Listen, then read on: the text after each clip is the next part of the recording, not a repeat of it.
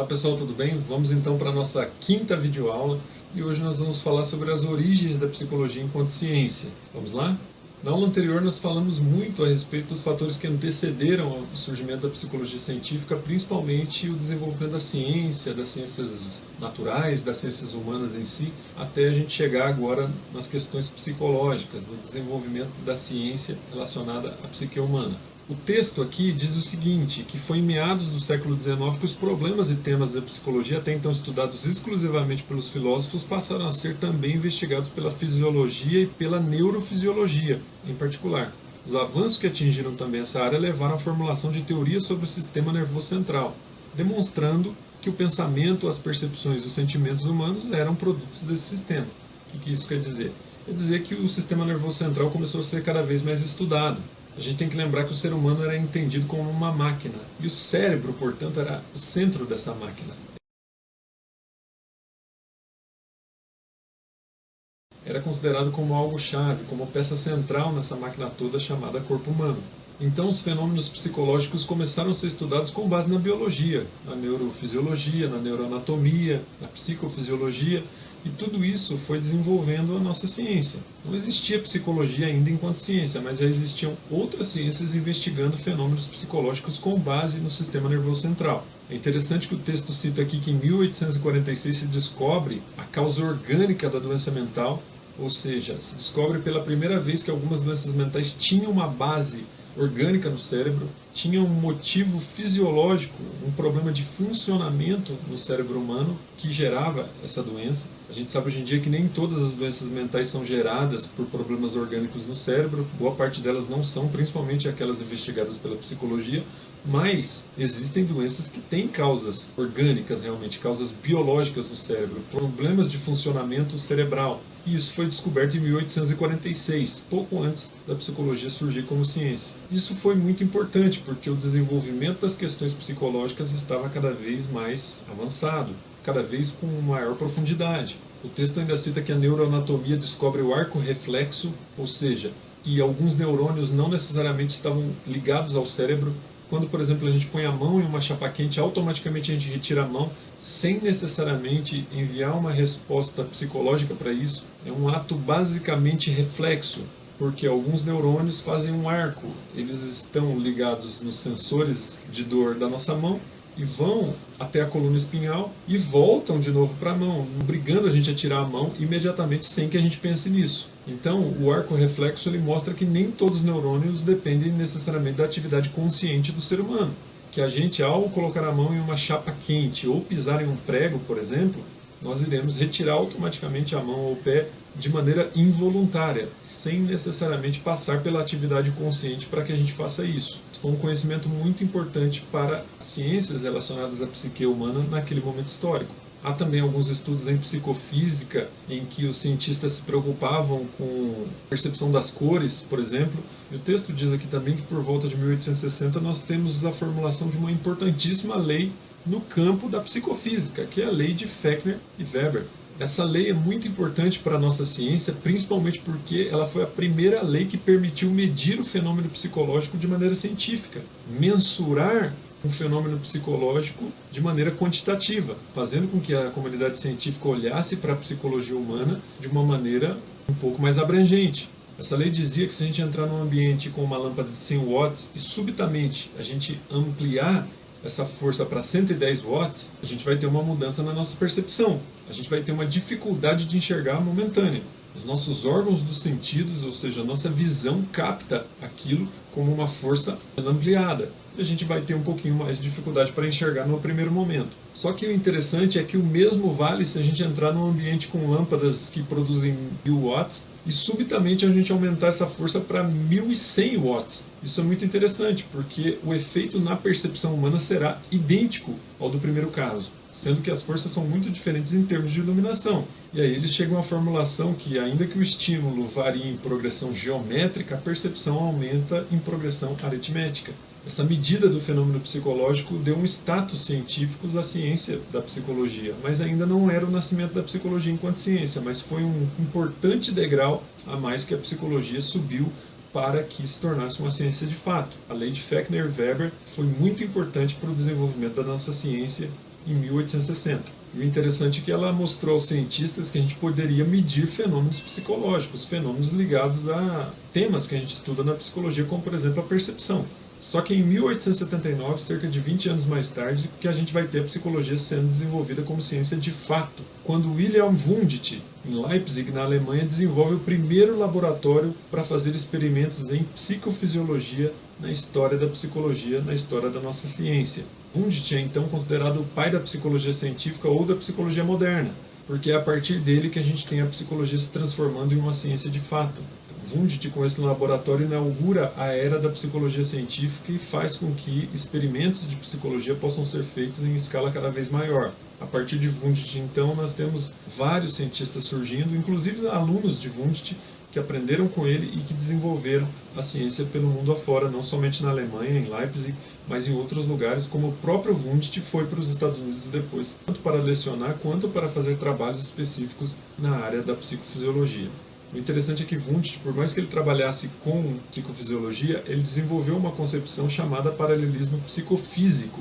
Nessa concepção, nessa ideia, o Wundt dizia que para todo estímulo há uma correspondência na mente do indivíduo. Isso quer dizer que toda estimulação física tem uma correspondência mental. Wundt dizia que se a gente picar uma pessoa com uma agulha, automaticamente isso dará uma resposta na mente desse indivíduo. Aquela estimulação física, a dor física, vai gerar uma correspondência na mente. E a única forma de a gente entender o que aconteceu na mente desse indivíduo é se a gente conversar com ele. E para isso, para esse método, ele deu o nome de introspeccionismo. Isso foi absolutamente importante para a história da psicologia enquanto ciência. Porque o introspeccionismo se baseava principalmente no relato da pessoa a respeito daquilo que aconteceu com ela a partir do momento que ela teve aquela estimulação física. E a pessoa respondia o que aconteceu do ponto de vista mental. E o falar a respeito de si mesmo foi considerado um método introspeccionista, porque a pessoa se voltava para dentro para explicar o que acontecia com ela. E essa autoobservação foi fundamental para o desenvolvimento da psicologia. A gente não precisa nem falar por quê, porque observar a si mesmo, olhar para dentro de si mesmo, é algo imprescindível para qualquer processo terapêutico. É por isso que a psicologia clínica teve um avanço muito grande a partir dessa ideia de introspeccionismo e logo depois, porque o introspeccionismo trouxe para a gente uma nova forma de abordagem de se fazer ciência. Enquanto a ciência contava basicamente com experimentação, com medidas, com coisas observáveis, mensuráveis, empiricamente testáveis, agora não. Agora uma pessoa poderia falar a respeito de algo que acontecia com ela e se o simples falar da pessoa já estava sendo considerado ciência. Foi um salto muito grande na história das ciências, na história da psicologia especialmente, porque promoveu o desenvolvimento da nossa ciência. E aqui a gente vê o quanto que as ideias de paralelismo psicofísico foram importantes para o desenvolvimento da psicologia. Porque essa concepção, mesmo se baseando em psicofisiologia, utilizava uma estimulação física para ter uma correspondência mental. Por isso que a gente chama de paralelismo. O que acontece paralelamente entre o aspecto físico e o mental da pessoa naquele momento. Chegando então, pessoal, mais ou menos ali na página 40 do texto, nós vemos o subtítulo A Psicologia Científica, que vai nos mostrar então o quanto a psicologia se desenvolveu enquanto ciência no final do século XIX e início do século XX. Com o fato da psicologia ganhar o status de ciência, ela se liberta da filosofia e ela passa então a ter o seu rumo próprio, mas ainda muito ligado tanto à biologia quanto à física. A psicologia precisava avançar um pouquinho mais. Mas obviamente que no começo dela, principalmente ali no final do século XIX, no final dos anos 1800, nós temos a psicologia ainda sendo feita muito com base nessas outras ciências. É por isso que a psicologia precisava, como diz aqui o texto, definir seu objeto de estudo. Esse é um problema que nós temos até hoje, porque até hoje nós não definimos um objeto de estudo específico para a psicologia. Nós comentamos em sala de aula que a psicologia tem até hoje dificuldades em termos de objeto. A gente não sabe se é a subjetividade humana, se é a individualidade, se é a singularidade, se é a consciência, se é o inconsciente, se é o comportamento. Mas o fato é, para nós na psicologia histórico-cultural, nós temos uma palavrinha-chave para tudo isso. Talvez deveria ser o objeto de estudo da psicologia, mas que muito pouca gente fala a respeito, que é o psiquismo. O psiquismo reúne todos esses elementos que nós falamos anteriormente, sem causar confusão com ninguém. Para mim, enquanto professor, eu não tenho dúvida de que o psiquismo é o objeto de estudo da psicologia. Agora, o grande problema é que nós temos várias vertentes dentro dessa ciência que acabam confundindo um pouco os alunos e trazendo uma diversidade muito grande de objetos de estudo por falta de maior integração dessa ciência ainda, sobretudo pelo fato de ser uma ciência jovem. A psicologia é uma ciência do final do século XIX. A psicologia não tem 150 anos. Se a gente for comparar com a física, por exemplo, lá dos anos 1600 e pouco, a psicologia está engatinhando. A psicologia é uma bebezinha enquanto ciência. É por isso que a nossa ciência ainda carece de maior integração, mas isso não impede de a gente analisar o objeto de estudo. E nesse momento histórico, a psicologia carecia de um objeto de estudo e vários autores foram dando a sua visão, a sua versão de objeto de estudo. Alguns falaram que era a consciência, outros falaram que era a personalidade, outros que era inconsciente, e a gente foi formulando vários objetos de estudos diferentes. Mas para mim, como eu falei, tudo isso diz respeito ao psiquismo. O texto também diz que a psicologia precisava delimitar o seu campo de estudo, ou seja, diferenciar o estudo da psicologia do estudo em outras áreas, porque outras áreas do conhecimento têm o seu campo de estudo específico e a psicologia também precisava delimitar o seu. O texto continua dizendo que a psicologia precisava formular métodos de estudo desse objeto, ou seja, não adianta você ter um objeto definido para você estudar, você precisa saber como estudá-lo. Então a psicologia precisava de um método de estudo. E a psicologia formulou vários métodos de estudo, como por exemplo o método experimental, o método fenomenológico, o dialético, o método psicanalítico, e a gente tem várias formas de estudar um mesmo objeto até os dias de hoje. E o texto finaliza essa parte dizendo que nós precisávamos formular teorias para sustentar esses estudos. Não adianta só estudar um objeto, só ter método e não ter uma teoria embasando tudo isso, ou sistematizando os conhecimentos da área. Então a psicologia criou teorias, né? E a gente vai ver na próxima aula quais foram essas teorias. Mas a grande verdade é que essas teorias precisavam se submeter a alguns critérios de verdade, alguns critérios de formulação desse conhecimento. E a psicologia, passo a passo, foi moldando, foi modelando a sua forma de trabalhar no decorrer do tempo.